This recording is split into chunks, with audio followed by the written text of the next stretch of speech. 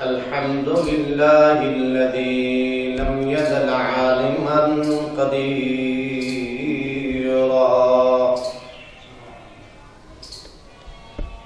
حيا قيوما سميعا بصيرا الصلاة والسلام على من أرسله إلى الناس كافة للناس بشيرا ونذيرا وعلى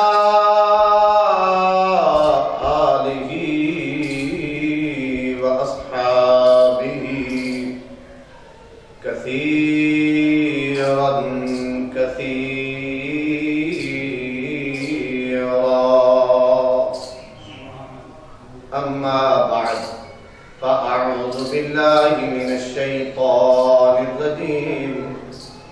بسم الله الرحمن الرحيم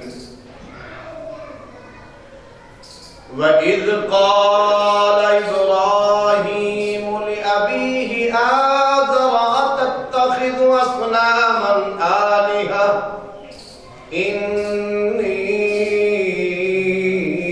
أراك وقومك في ضلال مبين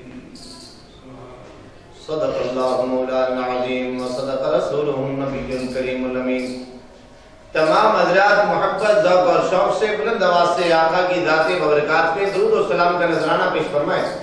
اللهم صل على سيدنا ومولانا محمد وعلى آل سيدنا وأصحاب سيدنا ومولانا محمد وبارك وسلم الصلاة والسلام عليك يا رسول الله الصلاة والسلام عليك يا حبيب الله الصلاة والسلام عليك يا رحمة للعالمين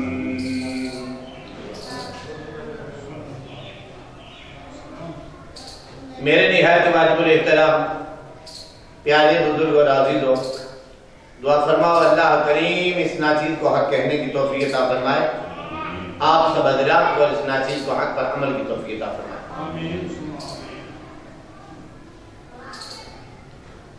آپ حضرات جمعۃ المبارک کے خطبہ میں حج بیت اللہ اور حضرت ابراہیم خلیل اللہ کا ذکر سماعت فرما رہے ہیں اس عظیم واقعہ میں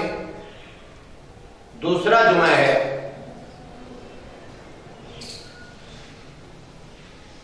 جو گزشتہ جمعہ ہم یہاں تک پہنچے تھے کہ جب یہودیوں نے اعتراض کیا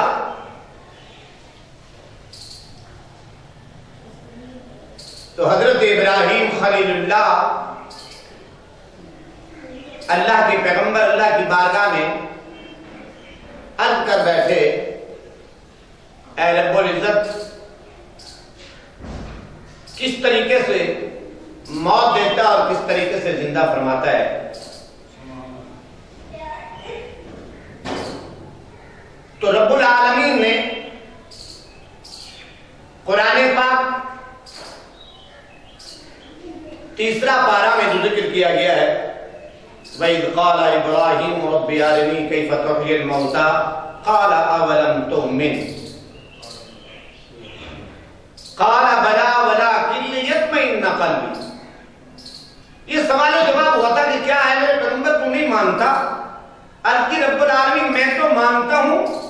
یہ اطمینان قلب کے لیے علم الیقین عین الیقین کی بات مکمل ہو جائے گی تو رب العالمین نے ان پرندوں کو جو ذکر فرمایا ذبح کرنے کا حکم دیا، پھر انہیں زندہ کر کے بلانے کا حکم دیا، 7 پہاڑوں پہ وہ قیمہ کر کے گلولیاں بنا کے جو رکھی تھیں، اللہ کے پیغمبر کی دعوت پر، بلانے پر، آواز دینے پر اگر کوئی جسم جو ہے سر اور پرندہ اور جسم اور پرندے کا ہو، وہ کبھی بھی ایسا نہیں ہو سکتا تھا، مل ملاپ نہیں ہو سکتا تھا، جیسے ہی تھے ویسے ہی اللہ نے انہیں زندہ فرمایا۔ تو عزیزان محترم، اس بات کے بعد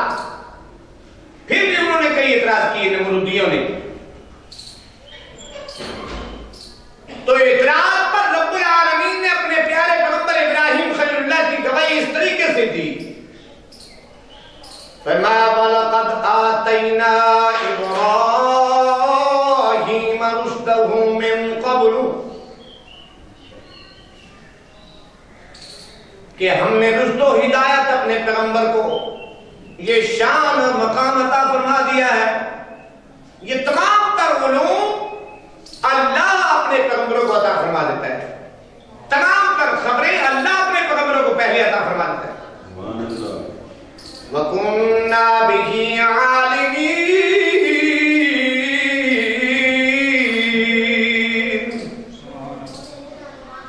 کسی کا اعتراض نہیں ہو سکتا جب اللہ وحدہ لا شریک اپنے پیاروں کا اس لاریب کتاب قرآن مجید میں ذکر فرمائے تو لاریب کتاب بغیر شک کے مان لینا چاہیے۔ اگر شک کرو گے تو ایمان کامل نہیں رہے گا۔ اور یہاں بھی پھر رب العالمین نے اپنے پیاروں کے لیے ان کی شان ذکر فرما دیا ہے، فرمایا وَكَذَلِكَ نُرِي إِبْرَاهِيمَ مَلَكُوتَ السَّمَاوَاتِ وَالْأَرْضِ، اسی طرح اللہ تعالیٰ نے زمین و آسمان کی تمام خبریں اپنے پیارے ابراہیم خلیل اللہ کو عطا فرمائی۔ یہ اس کی شان، کوئی بات اپنے پیارے سے چھپائی نہیں کہ دشمن سوال جواب کرے تو یہ رکاوٹ بنے، نہ بلکہ وہ سوال کرے اللہ کے پیغمبر انہیں جواب عطا فرمائیں گے۔ یہ 2 دن عید کے جو ہیں، جیسے ہم مناتے ہیں عید الفطر، عید الاضحیٰ، ان کے بھی 2 دن جو ہیں اپنے مذہب کے مطابق وہ خوشی کرتے تھے، عید مناتے تھے۔ تو کرتے کیا تھے؟ کیونکہ بتوں کی پوجا کرتے تھے، اپنے دین ایمان کے مطابق، اپنے مذہب کے مطابق، اپنے طریقہ کار کے مطابق اچھے اچھے کھانے پکا کے ان کے پاس رکھ کے چلے جاتے ان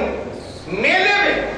اور واپسی پہ کہتے تھے کہ ان کی وجہ سے تبرک سمجھ کے ہم کھائیں گے،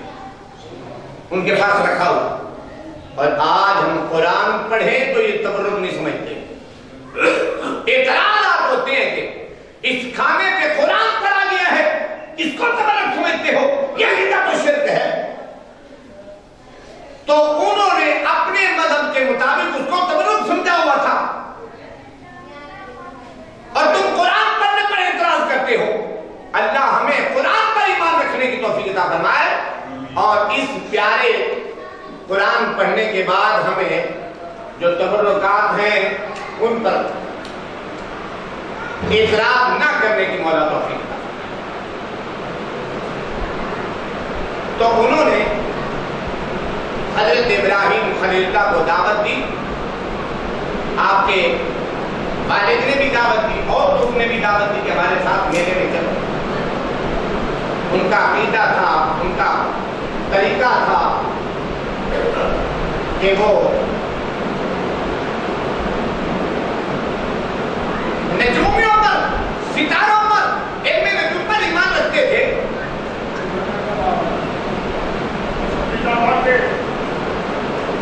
تو آپ نے بھی حضرت ابراہیم صلی اللہ علیہ وسلم کے 2 دن پہلے بیمار بھی ہوئے تھے، بات بھی سچی ہو گئی، قرآن نے بھی گواہی دے دی اور جھوٹ بھی نہ ہو۔ حضرت ابراہیم خلیل اللہ نے فرمایا فَنَظَرَ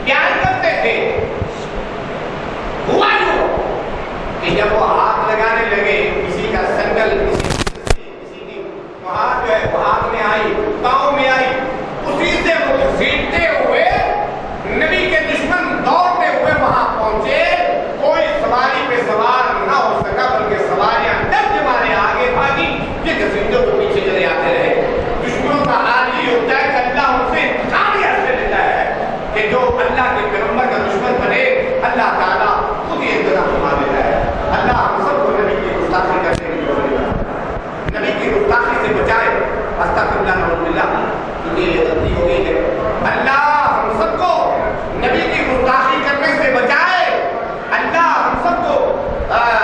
نبی کا ادب احترام نصیب فرمائے۔ تو میرے عزیز، میرے محترم، بہت بڑا گناہ، بہت بڑی غلطی ہے کہ نبی کی جو گستاخی کرتا ہے، جو بے ادبی کرتا ہے۔ تو استغفر اللہ، اللہ ایسی گستاخی سے بچائے، ایسی غلطی سے بچائے، ہمیں ایمان کو رکھنے کی توفیق عطا فرمائے۔ تو حضرت ابراہیم خلیل اللہ نے جب یہ انتقام لے لیا ہے تو سارے جب واپس آئے، دیکھا انہوں نے جو قرآن گواہی دیتا ہے، قالوا من فعل هذا بآلهتنا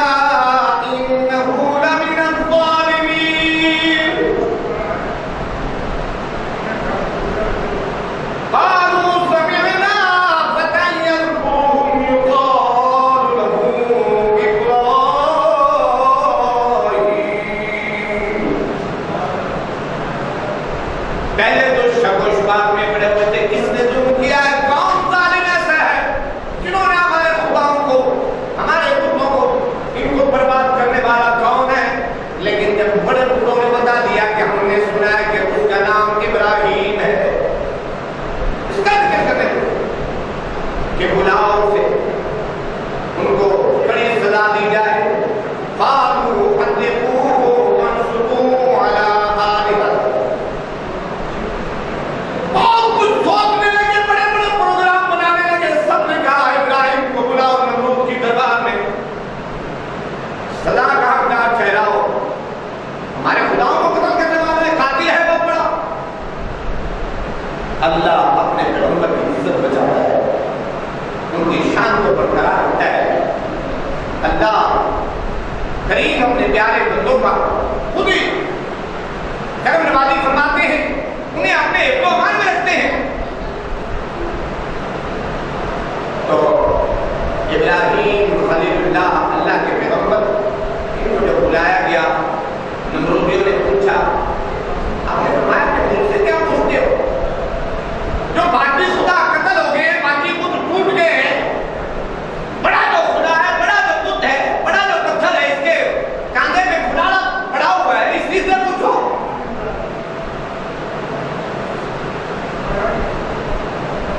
رب العالمین نے قرآن پاک میں فرمایا قال کبیرہم ھذا فاسألوہم ان کانوا ینطقون۔ اس بڑے سے پوچھو، نمرودی یہودی سارے کے سارے کافر بیک زبان یہ بولنے لگے اللہ کے پیغمبر ابراہیم صلی اللہ سے، اے ابراہیم تمہیں خبر ہونی چاہیے کہ یہ بت بولتے نہیں ہیں، بت بولتے نہیں ہیں، اس سے ہم کیا سوال کریں گے جس کا جواب دے سکیں؟ اللہ کے پیغمبر ابراہیم خلیل اللہ کو موقع ملا، آپ نے فرمایا اے پھر تمہارے لیے شرم کرو، انہیں خدا مانتے ہو، نہ وہ بولتے ہیں، نہ وہ سنتے ہیں، نہ وہ نفع دیتے ہیں، نہ وہ نقصان دیتے ہیں،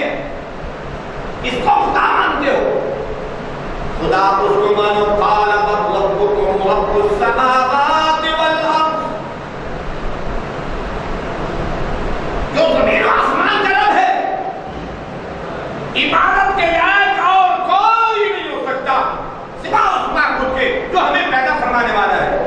قال فتعبدون من دون اللہ ما لا ينفعكم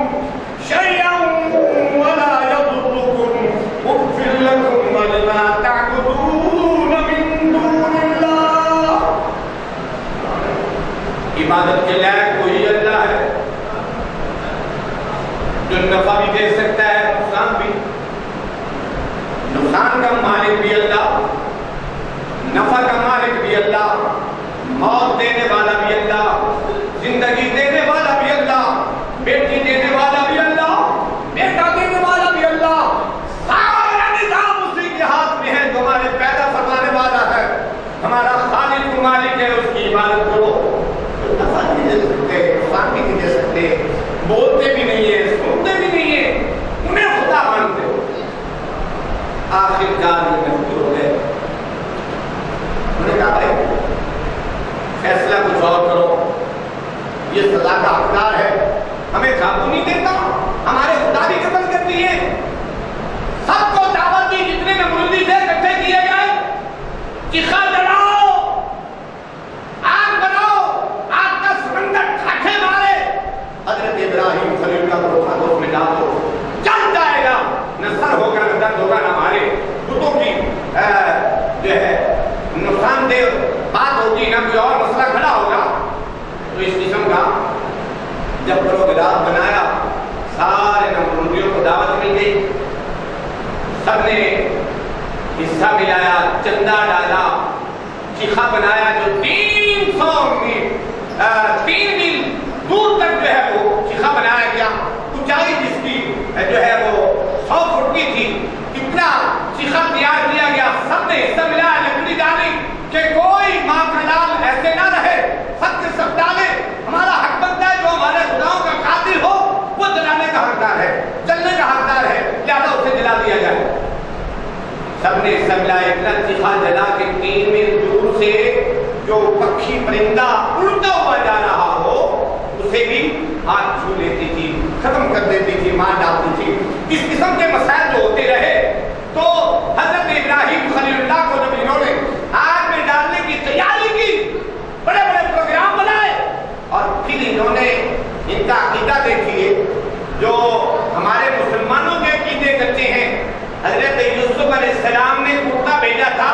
اپنے والد گرامی یعقوب علیہ السلام کے لیے. جب جدائی ہوئی تھی ان کی، فرمایا میرا باپ میری جدائی میں رو رو کے آنکھیں دے بیٹھا ہے، بینائی ختم کر بیٹھا ہے، یہ میرا کرتا لے جاؤ، آنکھوں پہ لگائیں گے بینائی واپس آ جائے گی. اللہ نبی کے کرتے کی برکت کی وجہ سے یہ ہمارے امتیوں کے لیے سبق تھا. جتنے بھی ہم امتی ہیں نبی پاک صلی اللہ علیہ وسلم کے، جتنے بھی ہم نبی کے غلام ہیں، جتنے بھی ہم نبی کے عاشق ہیں، تمام کے لیے سبق تھا. ورنہ اللہ قادر مطلق سب کچھ کر سکتا ہے. ہاں جی، یعقوب علیہ السلام کو بغیر کرتے کے بھی بینائی عطا فرما سکتا تھا، بغیر دوا کے بھی شفا عطا فرماتا تھا، فرما سکتا تھا. لیکن امت کے لیے سبق بننا تھا کہ نبی کے کرتے میں اتنی برکت ہے اور نبی کے دعا میں دہن میں کتنی برکت ہوگی، نبی کے کلام میں، آواز میں، بیان میں کتنی برکت ہوگی. تو وہ کرتا جو قرآن بیان کرتا ہے سورۃ یوسف میں 12 اور 13 پارہ میں جو ذکر کیا جا رہا ہے، وہ کرتا گیا یعقوب علیہ السلام کا، یعقوب سے لگایا کہ نہیں واپس آ. ان ظالموں نے بھی یہ طریقہ اپنایا ہے جو ہمارے لوگوں کو برگلاتے ہیں. انہوں نے کہا حضرت ابراہیم صلی اللہ کو چیخے میں ڈال رہے ہو، اگر یہ نہ جلا تو پھر کیا ہوگا؟ یہ تو مانتے تھے کہ اللہ کے نبی سچے ہیں، ہو سکتا ہے کہ اللہ کا نبی سچا نہ چلے، آگ اسے نہ چھوئے تو پھر کیا ہوگا؟ انہوں نے یہ طریقہ اپنایا کہ کرتا جو ہے نمرود کا کرتا جو ہے وہ پہنا دیا جائے. اگر یہ جل گیا تو ٹھیک ہے، اگر نہ جلا تو ہم کہیں گے نمرود کے کرتے کی برکت کی وجہ سے بچ گیا ہے. مسلمانوں کے ایمان ایسے کچے ہو رہے ہیں کہ قرآن کو بھی نہیں مانتے، اللہ کے پیغمبر یوسف علیہ السلام، یعقوب علیہ السلام کی شان کو بھی نہیں مانتے، اور یہودیوں کے ایمان ایسے پکے اپنے دین پر ہیں کہ اپنا وہ طریقہ کیا پر اپنا رہے ہیں، لوگوں کو برگلانے کے طریقے کیا بتا رہے ہیں کہ اگر اللہ کے پیغمبر ابراہیم خلیل اللہ پہلے تو سچے ہیں نبی، یہ نہیں چلیں گے، اگر جل گئے تو ٹھیک ہے، اچھا ہو جائے گا، نہ سر ہوگا نہ درد ہوگا، اگر جل بھی گئے نہ بھی جلے تو ہم کہیں اعلان کر دیں گے، لوگوں میں واویلا کر دیں گے، شور کر دیں گے کہ یہ نمرود کے کرتے کی وجہ سے بچ گیا ہے. ہاں جی، اللہ ہم سب کو قرآن پہ ایمان لانے کی توفیق عطا فرمائے اور نبیوں کی شان سمجھنے کی توفیق عطا فرمائے. تو خیر بہرحال مختصر کیونکہ وقت تھوڑا ہے، سلسلہ والی واقعہ جو ہے ابراہیم خلیل اللہ کی شان میں آپ جمعہ کے روز فرماتے ہیں، آئندہ جمعہ پیش کیا جائے گا. مختصر عرض کر رہا ہوں کہ حضرت ابراہیم خلیل اللہ کو جلانے کے لیے 4000 یہ نمرودی اکٹھے ہوئے، جس پہ باپ بھی شامل ہے. حضرت ابراہیم خلیل اللہ کا دشمن بن گیا اور جلانے کے لیے سب تیار ہو گئے. انہوں نے رسیاں پکڑی، منجنی وہ جھولا جو ہے آگ میں ڈالنے لگے، لیکن ڈر نہیں رہا، یہ رسی ٹوٹ نہیں رہی، وہ منجنی آگ میں جا نہیں رہا. تو اتنے میں حضرت جبریل علیہ السلام آئے، حضرت ابراہیم خلیل اللہ کی کان میں آواز دیتے ہیں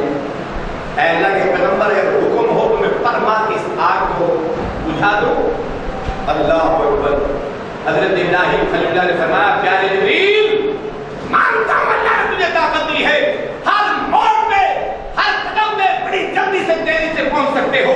وہاں یہ کردار ادا کر سکتے ہو جو اللہ نے آپ کو طاقت دی، قوت دی، شان دی، عظمت دی، لیکن میں یہ دیکھ رہا ہوں کہ آپ پر مار کے پجا سکتے ہو، میرا اللہ نہیں دیکھ رہا، اسے خبر نہیں، وہ کچھ نہیں کر سکتا، نہ بلکہ میں یہ کہوں گا جانتا ہے وہ میرا رب جلیل، جانتا ہے وہ میرا رب جلیل، اب آگ میں پڑتا ہے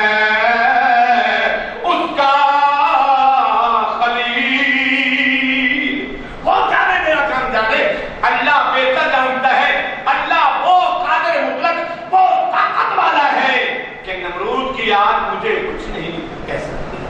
اللہ بچا سکتا ہے، ٹھیک ہے، اللہ نے تجھے عظمت دی ہے، شان دی ہے کہ جب یوسف علیہ السلام کو بھائیوں نے کنویں میں ڈالا تھا، حضرت جبریل علیہ السلام کو فوراً اللہ تعالیٰ نے حکم دیا کہ اتنی تیزی سے جا یہ پانی میں پہنچے نہیں، آپ پہلے تک بچھا دو، پہلے تک بچھا دو، اور وہی بڑے بڑے مقام پہ پہنچے ہیں، تو اب حضرت جبریل علیہ السلام بھی وہاں پہنچے،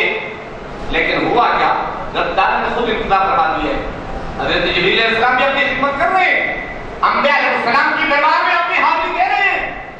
ان کا آنا بھی وجہ ہے، لیکن جب یہ اب کرنا چاہتا ہوں مختصر کہ ان نمرودیوں نے رسی کھینچی، وہ نمرودی کے اس لیے کہ رحمت کے فرشتے اللہ کی بارگاہ میں بار بار اپیل کر رہے تھے، اللہ کرم نوازی فرما، یہ سارے نمرودی ہزاروں کی تعداد میں ایک طرف اور تیرا ایک مواحد جو ہے توحید کے نام لینے والا، اعلان کرنے والا ابراہیم صلی اللہ علیہ وسلم، تو رسی نہ ٹوٹی، شیطان لائن نے مشورہ دیا، کیونکہ شیطانی وسوسے، شیطانی خیالات، شیطانی جو کردار ہیں، یہ تمام ہمارے ذہنوں میں جو وسوسے بیٹھتے ہیں، تو یہی وجہ ہے، اللہ ہمیں شیطانی وسوسوں سے، خیالات سے بچائے۔ شیطان نے کہا رحمت کے فرشتے، کیونکہ وہ جانتا تھا، بڑا مفتی تھا، بڑا علم رکھتا تھا، نوری فرشتوں کا استاد تھا، تو انہوں نے کہا کہ رحمت کے فرشتے جب تک ان کے حق میں دعا کرتے رہیں گے، نگاہ کرم ہوتی رہے گی، یہ رسیاں نہ ٹوٹیں گی، اللہ کے پیغمبر ابراہیم صلی اللہ آگ میں جا نہیں سکتے، ایسا کرو یہاں مرد سے مرد مل کے برائی کرو، رحمت کے فرشتے اللہ کے جو ہیں وہ منہ موڑ جائیں گے، عذاب نازل ہوگا اس برائی کی وجہ سے، جب یہ منہ موڑ جائیں گے یہ رسی فوراً ٹوٹے گی اور یہ آگ میں چل جائے گی۔ خیر انہوں نے یہ عمل کیا، مولا تعالیٰ نے کرم نوازی فرمائی جو قرآن میں گواہی ہے، اللہ خود مہربان ہے اپنے پیغمبر ابراہیم صلی اللہ علیہ وسلم، انہوں نے یہ کردار ادا کیا، رسی ٹوٹی، منجنیق وہ جھولا آگ میں جا ہی رہا تھا، رب العالمین نے قرآن پاک میں ارشاد فرمایا، اپنے پیغمبر ابراہیم صلی اللہ کی شان میں قرآن پاک کی آیت مبارک نازل فرمائی، حکم فرما دیا، قلنا یا نار کونی بردا وسلام علی ابراہیم، اے آگ ٹھنڈی ہو جا، میرے نبی ابراہیم خلیل اللہ پر سلامتی والی بن جا، سلام بھیجنے والی بن جا، سلام بھیجنے والی بن جا، آگ بھی سلام دے رہی ہے، سلامتی والی بن گئی ہے، ٹھنڈی ہو گئی ہے۔ اب کوئی اعتراض کرتا ہے یار اگر اتنی ٹھنڈی ہو گئی ہے، برد کہتے ہیں ٹھنڈے کو عربی زبان میں، ہاں جی جیسے یخ بستہ کہتے ہو، بہت ٹھنڈک، تو کیا وہاں اتنی جو سردی لگی ہوگی ابراہیم خلیل اللہ کو، وہاں کمبل کس نے کیا ہوگا؟ بڑے بڑے سوال جواب ہوتے ہیں، ہاں جی اللہ جانے، ان کے پیارے جانے، ہاں جی ان کی عظمتوں کو ہم بیان نہیں کر سکتے، ہماری تو زبان قاصر ہے، ادب کا مقام ہے، ادب پا نصیب، بے ادب بے نصیب، اگر ہم ادب کریں گے تو کچھ پا جائیں گے، اگر بے ادبی کریں گے تو ہم کچھ نہیں پا سکتے۔ تو اللہ نے ایسا اعتدال فرمایا، نہ گرمی رہی نہ سردی رہی، نہ تیری کمبل پہنچانے کی ضرورت نہیں۔ سلامتی کسے کہتے ہیں؟ سلامتی کسے کہتے ہیں؟ جو قرآن بیان کر رہا ہے بردم و سلام علی ابراہیم. تو وہاں ایسی کوئی ضرورت نہیں پڑی تو تیرا سوال ہو. مدرد ہمیشہ اعتراض ہی کرتا رہتا ہے. تو 40 روز وہاں لکھتے ہیں علماء، 40 روز ابراہیم خلیل اللہ جو آگ بنی ہوئی تھی، نمرودی چیخا تھا، آگ کا سمندر ڈھاکے مار رہا تھا، اللہ کے اس فرمانے کے مطابق جو قرآن اعلان کر رہا ہے وہ آگ گلزار بن گئی، آگ بن گئی. آپ وہاں تشریف فرما. انشاءاللہ آئندہ جمعہ 30ویں قسط کے حوالے سے ذکر ہوگا. مولا تعالی ہم سب کو ابراہیم خلیل اللہ کی شان سننے کے بعد آپ کا ادب احترام نصیب فرمائے. آمین ثم آمین. وآخر دعوانا الحمدللہ رب العالمین. سنتیں پڑھ لیں اس کے بعد انشاءاللہ جمعہ